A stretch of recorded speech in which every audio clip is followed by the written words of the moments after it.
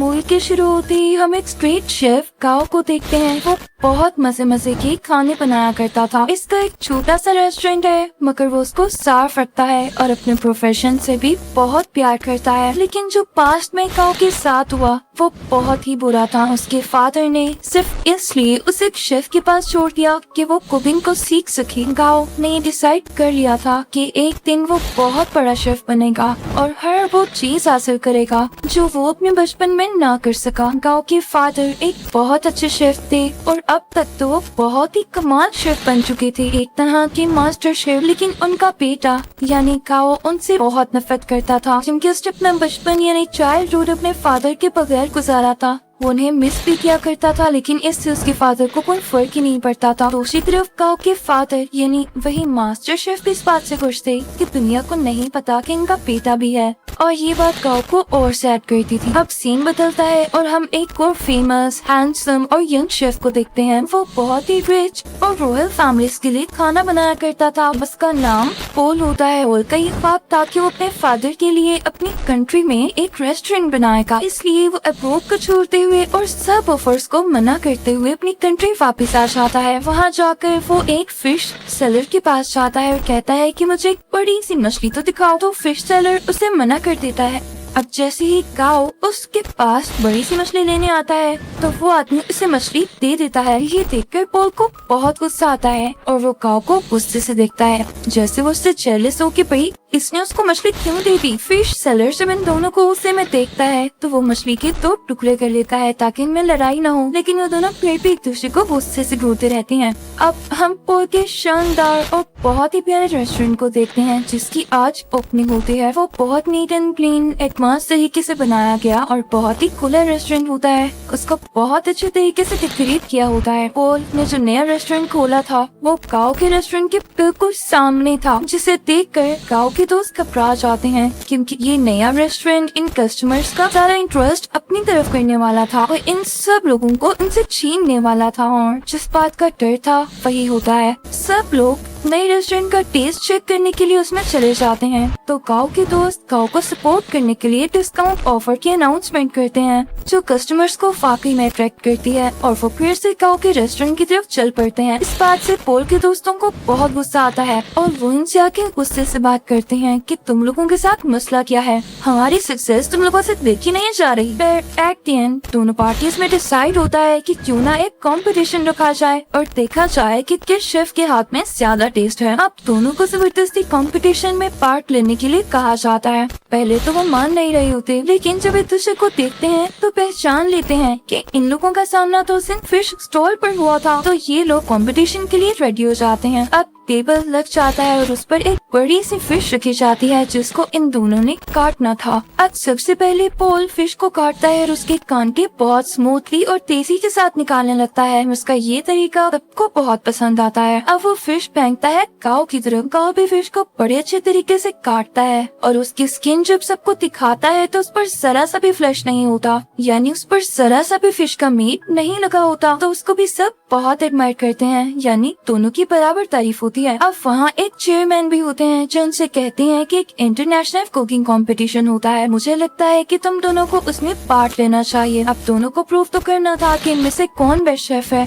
तो दोनों रेडी हो जाते हैं। अब पोल मीडिया को बताता है कि मैं फ्रांस में कुकिंग करता था और चाइना आकर मैंने फील किया कि अब भी लोग पुराने तरीकों को यूज करके कुकिंग करते हैं, और जाहिर है ये बात वो इनडायरेक्टली काओ को ही कह रहा था, और इसे देख के काओ को बहुत गुस्सा आता है। अब वहाँ सबको पता चलता है कि पहले इनका आपस में कंपटीशन होगा। अगर ये लोग उसे जीत जाते हैं तब ये लोग फाइनल तक पहुँच सकेंगे और साथ ही साथ बहुत ही बड़े मास्टर शेफ से मिलने का भी चांस मिलेगा। और ये मास्टर शेफ कोई और नहीं बल्कि काओ के ही फादर थे। उधर काओ के रेस्टोरेंट में पोल की दोस्त आती है और काओ और उसकी दोस्त को रेस्टोरेंट आने का कहती है कि आज का खाना आप हमारी तरफ खाएं। अब वो दोनों यानी काओ और उसकी दोस्त पोल के रेस्टोरेंट तो जाते हैं, लेकिन उनको खाना पोल नहीं बल्कि पोल की वही दोस्त सर्व सर्व करती है। दिखने में वो खाना तो फ्राइड एग और एक प्लांट पोट की तरह लग रहा था, लेकिन उसका टेस्ट एकदम अलग था। तो ये देख के काओ सोचता है कि वाकई पोल की कुकिंग बहुत एडवांस है। तो वो सीधा किचन में जाता है और उसको गुस्से से कहता है, पोल अपना खाना अच्छा दिखाकर क्या साबित करना चाहते हो कि तुम बहुत अच्छे कुक हो? तो पोल चुप रहता है और उससे मीट पकाने का कहता है कि चलो देखते हैं कौन ज्यादा अच्छा मीट पका सकता है। काओ चैलेंज एक्सेप्ट करता है। अब काओ बहुत ही अच्छे तरीके से वो मीट पकाता है। वो बहुत डिलीशियस लग रहा होता है।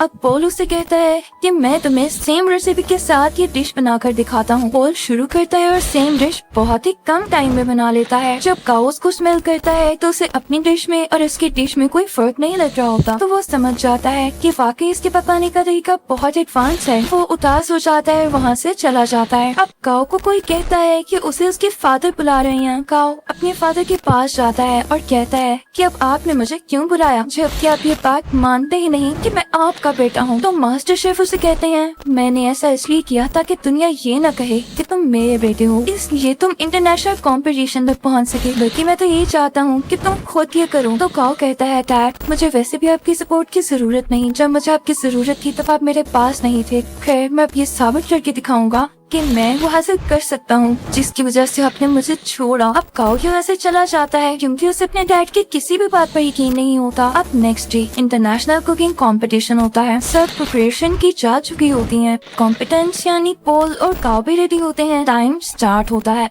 पोल की कोई स्वीट डिश होती है और काओ की चिकन डिश। दोनों बहुत मेहनत से अपनी डिशेस तैयार करते हैं। पोल तो टाइम से पहले ही अपनी डिश तैयार कर लेता है, लेकिन उसके बाद काओ की भी शानदार डिश रेडी हो जाती है। उसने भी टाइम पर अपना दिया गया टास्क पूरा कर लिया था। जजेस और ऑडियंस बहुत इम्प्रेस होते हैं और अब उनकी डिशेस को टेस्ट किया जाता है और दोनों के सेम पॉइंट्स आते हैं क्योंकि जज को उनके खाने में इतना ज्यादा डिफरेंस नहीं लग रहा था। यानी दोनों की डिशेस बहुत मजे की थी। तभी स्टेज पर एक जज आता है और इस कंफ्यूजन को क्लियर करने के लिए कहता है कि नो डाउट दोनों के डिशेस के टेस्ट बहुत आला थे, लेकिन मुझे टाइम मैनेजमेंट पॉल की ज्यादा पसंद आई, इसलिए ये कंपटीशन पॉल ने अपने नाम कर लिया है। पॉल यहाँ पर बहुत ज्यादा खुश हो जाता है। काओ क्योंकि कंपटीशन हार चुका होता है तो वो बहुत ज्यादा उदास होने की वजह से अपने घर भी नहीं जाता और वीडियो गेम्स खेलने के लिए चल पड़ता है। वो कई दिन तक अपना टाइम यूं ही स्पेंड करता रहता है और एक दिन उसके पास वही शेफ आते हैं जिनके पास उसने अपना बचपन गुजारा और उसी के पास काओ के डैड उसे छोड़ कर गई थी। वो उसे समझाते हैं कि काओ देखो, हार जीत तो इंसान की जिंदगी का हिस्सा होती है ना।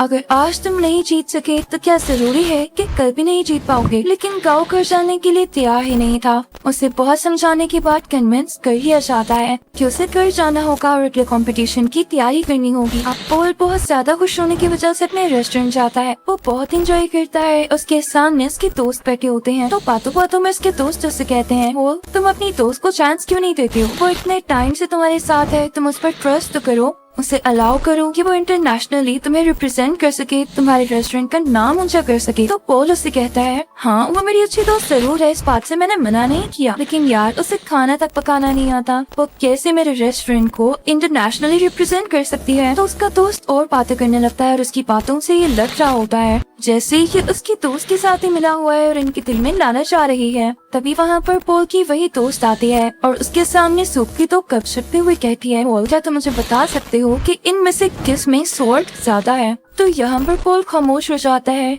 क्योंकि उसमें टेस्ट करने की एबिलिटी ही नहीं होती। उसके टेस्ट बड्स ऐसा कर ही नहीं सकते थे और ये नेचुरली था। तो इस बात की वजह से पोल को बहुत दुख होता है कि उसकी अपनी दोस्त ने उसके बाकी दोस्तों के साथ मिलकर उसे चीट किया और धोखा दिया। तो अब उसकी दोस्त कहती है, क्या हुआ पोल, तुम समझते थे कि मैं तुमसे प्यार करती हूँ?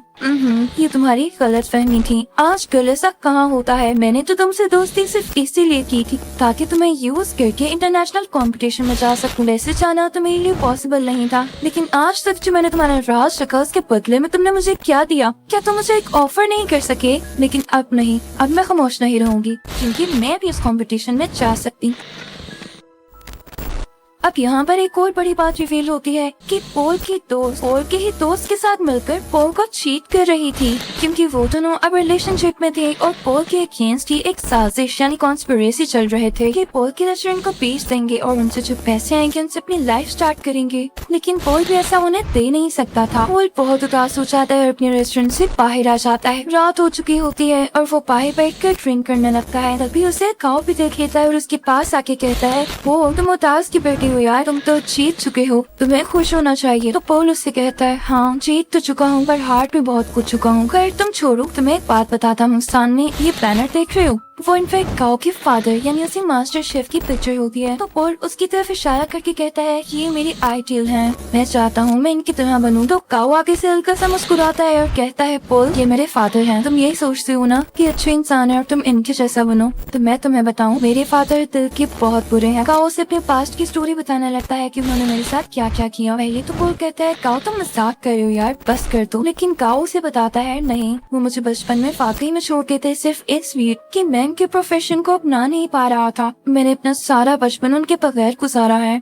तो पॉल कहते हैं अच्छा उदास नहीं हो, अब हम क्या कर सकते हैं। तो काओ से कहता है बॉटल्स फेंक सकते हैं। तो वो दोनों खाली बोतल्स उस बैनर की तरफ फेंकने लगते हैं और बहुत खुश होते हैं। यहाँ पर इन दोनों में दोस्ती हो जाती है और ये सीन बहुत ही ज्यादा क्यूट है। अब पॉल जब वहाँ से अपने रेस्टोरेंट वापस जाता है तो देखता है कि उसके दोस्त उसके रेस्टोरेंट का सौदा कर रहे होते हैं। तो पॉल उनसे कहता है ये क्या हो रहा है, तुम लोग मेरी इजाजत क्यों ले रहे, सब कर भी कैसे सकते हो। तो उसके दोस्त उससे कहते हैं मुझे ये बताओ इंटरनेशनल कंपटीशन में अपने साथ किसको लेकर जाओगे, क्योंकि राउंड 2 में अकेले नहीं पका सकते, आपके साथ आपका पार्टनर होना लाजमी होता है। क्या तुम अपनी दोस्त को लेकर जाओगे। तो पॉल कहता है मेरा दिमाग नहीं खराब, मैंने डिसाइड कर लिया है कि मैं किसे अपने साथ लेकर जाऊंगा जो कि वाकई डिजर्विंग है। पॉल यहाँ पर काओ का नाम लेता है। तो ये सुनकर उसके दोस्त काफी जेलस होते हैं। उनमें से एक कहता है पॉल याद रखना तुम्हारा करियर मिट्टी में मिल जाएगा। तो पॉल उसे अपने सर से हिट करता है, उन सबको वहाँ से भगा देता है। जब ये सारे लोग चले जाते हैं तो काओ का वही गार्डियन शेफ पॉल से कहता है पॉल वाकई तुमने ये सोचा है कि तुम काओ को अपने साथ लेकर जाओगे। तो पॉल कहता है हाँ क्यों नहीं, और साथ ही वो काओ के शोल्डर पर पैट करता है और कहता है हाँ ये डिजर्विंग है। सब बहुत खुश होते हैं। अब यहाँ पे कंपटीशन की तैयारियां शुरू हो जाती हैं। दोनों में ये डिसाइड होता है कि पॉल काओ को अपने नए तरीके सिखाएगा, जबकि काओ